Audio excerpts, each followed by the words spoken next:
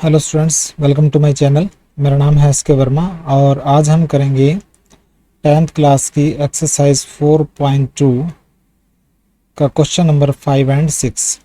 ठीक है, 10th class की एक्सरसाइज 4.2 का क्वेश्चन नंबर 5 एंड 6। तो चलिए स्टार्ट करते हैं। क्वेश्चन नंबर 5 एनसीईआरटी की बुक आपके सामने होनी चाहिए।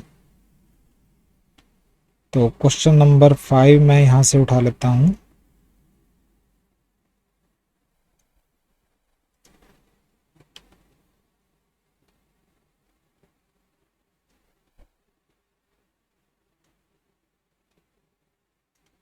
देखिए, सबसे पहले स्टेटमेंट को रीड करेंगे। क्वेश्चन नंबर 5 के अंदर क्या दे रखा है? The altitude of A right triangle is 7 centimetre less than it's base. ठीक है, एक राइट ट्रायंगल है।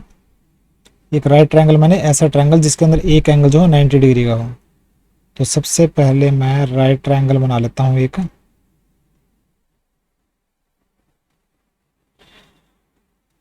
ये मैंने राइट ट्रायंगल बना लिया, ए बी सी। ठीक है, और ये एंगल मैं मान लेता हूँ 90 डिग्री का एंगल बी है। तो एल्टीट्यूड एल्टीट्यूड होता है ये। ठीक है, परपेंडिकुलर को बोलते हैं एल्टीट्यूड। और ये है बेस। ठीक है, और ये है हाइपोटेन्यूज। ये बेस है, ये परपेंडिकुलर है, ये एल्टीट्यूड है, और ये है हाइपोटेन्यूज। तो कहता है कि राइट ट्रायंगल का जो एल्टीट्यूड है, ये जो एल्टीट्यूड है वो 7 centimetre less than it's base, इसके बेस से 7 सेंटीमीटर कम है। अगर मैं बेस को मान लूँ x सेंटीमीटर, अगर मैंने बेस को x सेंटीमीटर मान लिया तो एल्टीट्यूड कितना हो गया? x minus 7 centimetre. यही दे रखा है स्टेटमेंट के अंदर। ठीक है, उसके बाद बोल रखा है if the hypotenuse is 13 centimetre. अगर जो हाइपोटेन्यूज है राइट ट्रायंगल का, जो हाइपोटेन्यूज अगर 13 सेंटीमीटर है, ये 13 सेंटीमीटर है, तो find the two other side. तो ये दोनों साइड निकालो, मतलब एल्टीट्यूड भी निकाल लो और बेस भी निकालो। ठीक है, बिल्कुल ही आसान है। देखिए क्या लिखोगे आप? राइट ट्रायंगल तो आपने बना लिया ए बी सी। मैं सबसे पहले लिखूंगा बेस मान लूंगा, क्योंकि बेस से कंपैरिजन है ना, तो बेस x सेंटीमीटर मानूंगा। लेट बेस ऑफ ट्रायंगल, जो ट्रायंगल का जो बेस है वो मान लेता हूं मैं x सेंटीमीटर। तो एल्टीट्यूड कितना होगा? एल्टीट्यूड जो होगा ट्रायंगल का वो होगा x माइनस 7 सेंटीमीटर, क्योंकि बेस से एल्टीट्यूड जो है वो 7 सेंटीमीटर कम है। ठीक है, और हाइपोटेन्यूज कितना दे रखा है? हाइपोटेन्यूज वो दे रखा है 13 सेंटीमीटर। ठीक है, और आपको पता है, तो हमने ये दोनों साइड निकालनी है, एल्टीट्यूड भी और बेस भी। तो आपको पता है पाइथागोरस थ्योरम। पाइथागोरस जो थ्योरम है वो आपको पता है। पाइथागोरस थ्योरम क्या कहती है कि हाइपोटेन्यूज का जो स्क्वायर है equal to perpendicular square plus base square, मतलब A C square equal to A B square plus B C square. ठीक है, ये आपको पता है। तो ए सी क्या है? 13 का स्क्वायर, ए बी स्क्वायर मतलब x माइनस 7 का स्क्वायर, प्लस बी सी क्या है? x है, x का स्क्वायर। इसको सोल्व कर लो। 13 को अगर स्क्वायर करेंगे तो 169 आता है, और a माइनस बी का स्क्वायर क्या होता है? A square plus B square minus 2 into A into B. ठीक है, प्लस एक्स स्क्वायर। इसको हम लिखेंगे 169 equal to X square plus ये आ जाएगा 49 माइनस के 14x प्लस एक्स स्क्वायर। ठीक है, तो ये आ जाएगा 169 इक्वल टू एक्स स्क्वायर, और एक्स स्क्वायर क्या आ जाएगा? 2x स्क्वायर माइनस के 49 माइनस के 14x प्लस 49। ये लिख दिया। इस 169 को यहाँ लेके जाओ तो क्या आ जाएगा? ये यहाँ पे 0 बच गया, तो 2x square minus 14x plus 49 minus 169। ठीक है, इतना आपने कर लिया। तो ये हो जाएगा 0 equal to 2x square minus 14x plus का 49 है, माइनस के 169 है, तो ये बचेगा माइनस के 120। ठीक है, तो इक्वेशन, क्वाड्रेटिक इक्वेशन आपके पास क्या आ गई, ये आ गई 2x² minus 14x minus 120 equal to 0। अब इन सभी के अंदर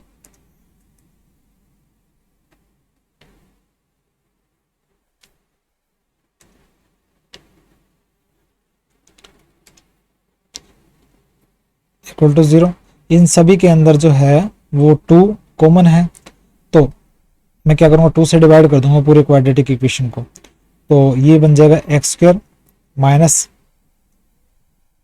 7x माइनस 60 इक्वल टू 0। ठीक है, ये क्वाड्रेटिक इक्वेशन बन गई सिंपल फॉर्म में। तो यहाँ पे जो सम ऑफ फ्रूट्स क्या है माइनस के 7, और जो प्रोडक्ट ऑफ फ्रूट्स क्या है माइनस 60 इंटू 1 माइनस के 60। तो दो ऐसे नंबर देखने हैं जिनका प्रोडक्ट तो माइनस के 60 हो और सम जो हो वो माइनस का 7 हो। ठीक है, जो प्रोडक्ट है ना वो तो होना चाहिए माइनस के 60 और जो सम है वो होना चाहिए माइनस का 7। ठीक है, तो 12 एंड 5 अगर मैं करूं 12 एंड 5 माइनस के 12 और प्लस का 5, तो 12 5 जा कितना था 60, माइनस के 60 आएगा प्रोडक्ट, और अगर इनको सम करूंगा तो माइनस का 7 आएगा। तो माइनस 12 एंड 5 दो नंबर ऐसे हैं जिनका प्रोडक्ट होएगा माइनस के 60 और सम होएगा माइनस के 7। ठीक है, तो यहाँ पे लिखूंगा मैं x² माइनस 7x की जगह लिखूंगा माइनस के 12x plus 5x minus 60 equal to 0। ठीक है,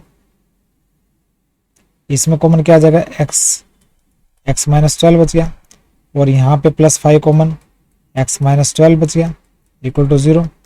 ठीक है, इसमें और इसमें कॉमन आ गया x माइनस 12, अंदर बचा x प्लस 5 इक्वल टू 0। ठीक है, तो x माइनस 12 इक्वल टू 0 और x हो जाएगा 12, और दूसरा आ जाएगा दूसरी रूट हो जाएगी x plus 5 equal to 0, x is equal to minus के 5। देखिए x की वैल्यू माइनस के 5 आई है, तो कोई भी साइड है, ठीक है, कभी माइनस में तो हो नहीं सकती, प्लस में ही होगी, माइनस में कोई साइड नहीं होती, मेजरमेंट हमेशा, ठीक है, अगर होगा, अगर मापोगे तो प्लस का होएगा ना, माइनस में तो कभी नहीं होगा, तो ये तो पॉसिबल है नहीं, माइनस के 5 तो नॉट पॉसिबल।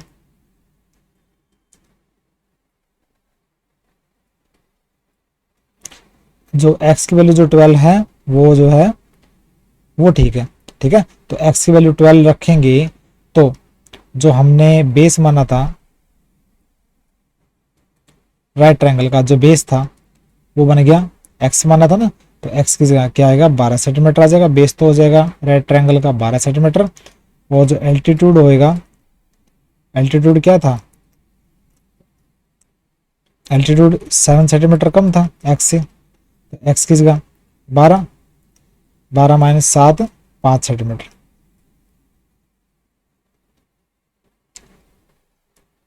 ठीक है, तो बेस हो जाएगा 12 सेंटीमीटर और एल्टीट्यूड हो जाएगा 5 सेंटीमीटर, ये हो जाएगा 12 सेंटीमीटर और ये जो एल्टीट्यूड हो जाएगा वो 5 सेंटीमीटर। ये आ गया आंसर। ठीक है, तो क्वेश्चन नंबर 5 आपका कंप्लीट हो गया, बिल्कुल ही आसान था। अब हम करेंगे क्वेश्चन नंबर 6।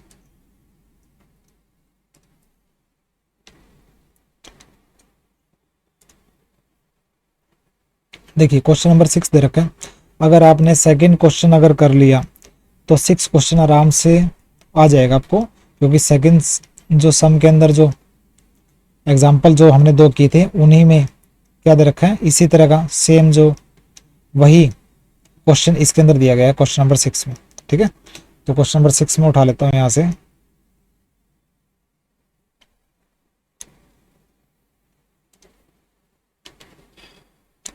Question number 6। देखिए क्वेश्चन नंबर 6 देखते हैं, एक्सरसाइज 4.2 का आंसर।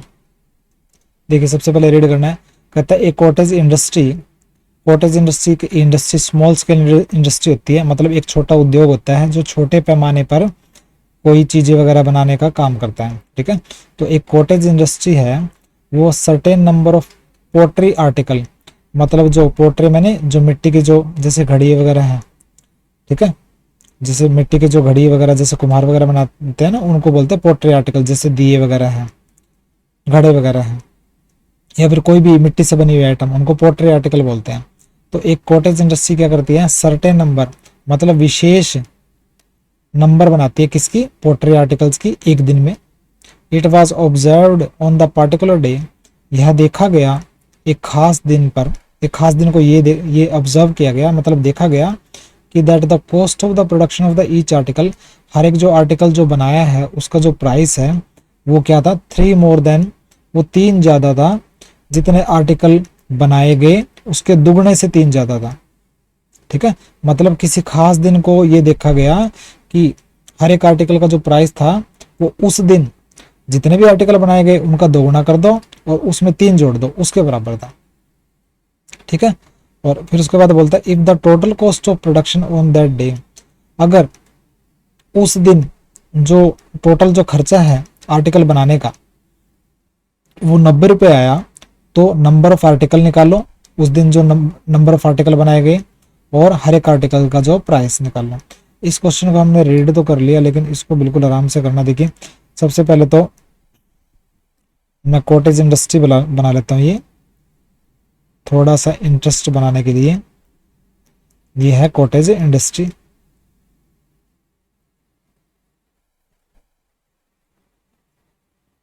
ठीक है, और ये बनाती है टॉयज। तो देखिए क्या दे रखा है यहाँ पे, देखो कि दोबारा मैं थोड़ा एक्सप्लेन कर देता हूँ। एक कॉटेज इंडस्ट्री है वो किसी दिन में खास नंबर जो है आर्टिकल के बनाते हैं, पोट्री आर्टिकल के, और किसी खास दिन को ये देखा गया कि जो हर एक आर्टिकल का जो प्राइस है वो क्या था, उस दिन जितने भी आर्टिकल बनाए गए, पोट्री के आर्टिकल बनाए गए, उसके नंबर को 2 से मल्टीप्लाई कर दो +3 उसके इक्वल था।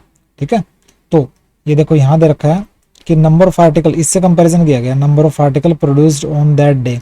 हम मान लेते हैं हम मान लेते हैं कि उस दिन जिस दिन ऑब्जर्व किया, जिस दिन देखा है, उस दिन नंबर ऑफ आर्टिकल्स जो बने हैं, number of articles produced on that particular day, कि उस विशेष दिन को जो आर्टिकल का जो नंबर प्रोड्यूस हुआ, हम मान लेते हैं एक्स जो आर्टिकल वो प्रोड्यूस हुए, और ये दे रखा है हर एक आर्टिकल का कॉस्ट, हर एक वस्तु का कॉस्ट जो है, मतलब जो प्राइस है क्या है, उस दिन जितने भी आर्टिकल प्रोड्यूस हुए उसके ट्वाइस के से 3 मोर, ट्वाइस से 3 मोर। ठीक है, इतने रुपीज है, आराम से करना आपने। ठीक है, हर एक आर्टिकल का जो कॉस्ट है, जितने भी आर्टिकल प्रोड्यूस हुए उसके ट्वाइस से 3 मोर है, 3 ज्यादा है। ठीक है, और टोटल कॉस्ट ऑफ प्रोडक्शन क्या है, उस दिन जो टोटल खर्चा है आर्टिकल प्रोड्यूस करने का, टोटल कॉस्ट ऑफ प्रोडक्शन वो 90 रुपीज है, 90 रुपीज है। ठीक है, ये अगर 3 लाइनें आपने कर ली तो क्वेश्चन अपने आप सॉल्व हो जाएगा। तो अकॉर्डिंग टू क्वेश्चन देखिए 90 रुपीज है टोटल कॉस्ट। अब 90 रुपीज खर्चा कैसे होएगा, कैसे बैठेगा, आर्टिकल बनाए एक्स और एक आर्टिकल का प्राइस है 2x + 3। ठीक है, एक्स आर्टिकल बने हैं और एक आर्टिकल का प्राइस है 2x + 3, और वो टोटल कॉस्ट किसके इक्वल होगा, 90 के। इसको सोल्व कर लो, x × 2x 2x² plus 3 × x 3x equal to 90। ये हो जाएगा 2x² plus 3x minus 90 equal to 0। ठीक है, ये बन गई क्वाड्रेटिक इक्वेशन। और सम ऑफ रूट्स इसमें क्या होगा 3, और प्रोडक्ट ऑफ फ्रूट्स क्या होगा 90 × 2 माइनस के 90 × 2 क्या जाएगा माइनस के 180। तो 2 नंबर ऐसे देखने हैं जिनका प्रोडक्ट तो हो माइनस के 180। ठीक है, और सम जो हो वो 3 हो। ठीक है, तो ऐसे number 2 number 15 and 6, sorry 12 and 15, 15 and 12, 15 and 12 को अगर मल्टीप्लाई करेंगे तो 180 आएगा, ठीक है। तो लेकिन प्लस का 15 रखेंगे, माइनस का 12 रखो तो माइनस का 180 हो जाएगा। देखिए 15 एंड 12 को मल्टीप्लाई करने से 180 आता है, तो मैंने माइनस का 12 कर दिया, तो ये हो जाएगा 15 एंड माइनस 12 को मल्टीप्लाई करेंगे, माइनस का 180 आएगा, और अगर इनको प्लस करोगे तो प्लस का 3 आएगा, ठीक है। तो यहाँ पे आ जाएगा 2x² प्लस 3x की जगह लिखूंगा मैं 15x, 15x की जगह पहले मैं माइनस के 12x को पहले लिख देता हूँ क्योंकि कॉमन निकालना है। माइनस के 12x plus 15x minus 90 equal to 0, ठीक है।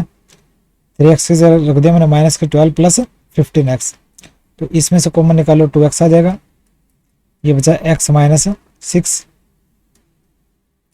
इसमें जो कॉमन आएगा प्लस के 15, ये अंदर बच गया x माइनस 6 इक्वल टू 0, इसमें और इसमें कॉमन आ जाएगा x माइनस 6 और अंदर बच गया 2x plus 15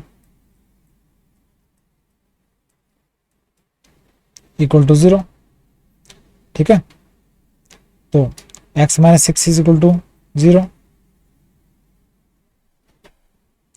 x minus 6 equal to 0, x की वैल्यू एक आ गई 6 और दूसरी आ गई 2x plus 15 equal to 0, 2x हो जाएगा माइनस के 15 और x हो जाएगा माइनस के 15/2। तो देखो जो नंबर है, x की वैल्यू निकाल लेते हैं हम, नंबर जो x की जगह एक तो वैल्यू आई 6 और एक आई माइनस के 15/2। तो देखो नंबर कभी भी माइनस में नहीं हो सकता, मतलब जो आर्टिकल बनाए हैं उसका नंबर माइनस में थोड़ी होगा, उसका तो प्लस में होगा। आर्टिकल 2 3 4 जितने भी बने ऐसे थोड़ी कि माइनस के 2 बने आर्टिकल, माइनस के 3 आर्टिकल बने, तो ये तो पॉसिबल नहीं है, माइनस का नंबर तो नॉट पॉसिबल, ठीक है। तो x की वैल्यू जो है वो 6, ये आ गया हमारी x की वैल्यू। तो नंबर ऑफ आर्टिकल कितने बने उस दिन, नंबर ऑफ आर्टिकल्स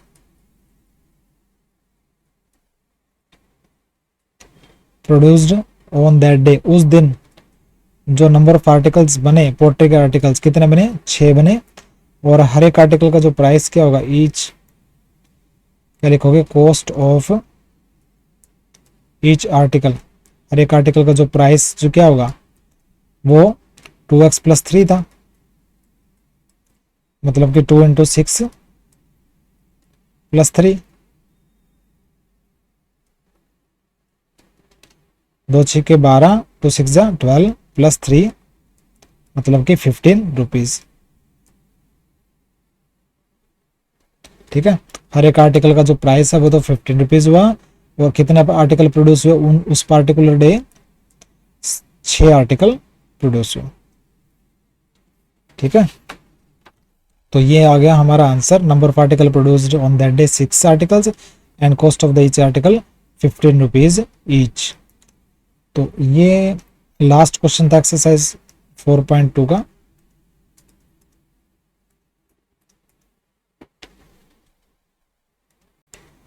इसी के साथ आपकी एक्सरसाइज 4.2 कंप्लीट होगी। क्वेश्चन नंबर 5 एंड 6 आज हमने किया, ठीक है। अब हम करेंगे नेक्स्ट एक्सरसाइज, एक्सरसाइज 4.3। इस एक्सरसाइज को अच्छे से लर्न कर लेना है, फिर कॉपी के अंदर उतार लेना। जो नोट्स मैंने PDF फाइल में मैंने डाल रखे हैं डिस्क्रिप्शन में। सब्सक्राइब कीजिए मेरे चैनल को, लाइक एंड शेयर कीजिए। मिलते हैं नेक्स्ट लेक्चर में, बाय।